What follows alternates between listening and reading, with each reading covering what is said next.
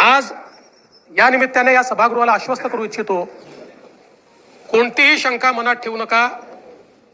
जी जी आश्वासनं आम्ही दिलेली आहेत, ज्या ज्या योजना आम्ही सुरू केलेल्या आहेत, एकही योजना आम्ही बंद होऊ देणार नाही। ज्या लाडक्या बहिणींनी महायुतीवर प्रेम दाखवलं,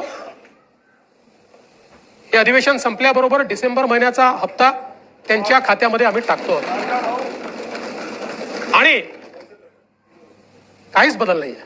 नाना, मी या ठिकाणी स्पष्ट करू इच्छितो, कुठलेही नवीन निकष नाहीत, आता तर सगळ्यांनाच टाकतो, पण ऍपरंटली असं लक्षात येत आहे की काहींनी 4-4 खाती उघडलेली आहेत। जसं समाजामध्ये चांगल्या प्रवृत्ती असतात, त्याच्या काही वाईट प्रवृत्ती असतात। एखादी योजना जर चुकीच्या पद्धतीने कोणी वापरत असेल तर जनतेचा पैसा आहे, तुमची आमच्या सगळ्यांची जबाबदारी आहे की तो योग्य प्रकारे गेला पाहिजे।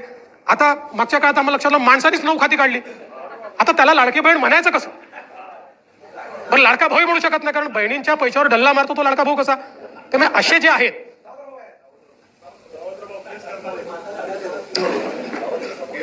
त्यामुळे शेतकऱ्यांच्या संदर्भात आम्ही दिलेली आश्वासनं असतील, युवांच्या संदर्भात दिलेली आश्वासनं असतील, ज्येष्ठांच्या संदर्भात दिलेली आश्वासनं असतील, समाजातल्या वंचितांच्या संदर्भात दिलेली आश्वासनं असतील, ही सर्व आश्वासनं या ठिकाणी आम्ही पूर्ण करणारच आहोत। आमचे मित्र भास्करराव या ठिकाणी नाही,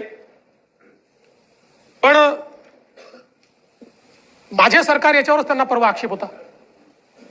आता तसे फार हुशार आहेत ते, इतके वर्ष त्यांनी राज्यपालांचं भाषण देखील ऐकलेलं आहे, कदाचित शाळेत असताना नागरिक शास्त्राला दांडी मारत असतील ते, पण शासन जे चालतं हे मुख्यमंत्र्याच्या नावाने चालत नाही, शासन राज्यपालाच्या नावाने चालतं आणि म्हणून ते माझं सरकार असतं। म्हणून राज्यपालांनी माझं सरकार म्हटलेलं आहे, तथापि माझे मित्र भास्करराव नसल्यामुळे मी त्याच्यावर जास्त या ठिकाणी बोलणार नाही। खरं म्हणजे हे जे अभूतपूर्व अशा प्रकारचं मॅन्डेट आम्हाला मिळालं,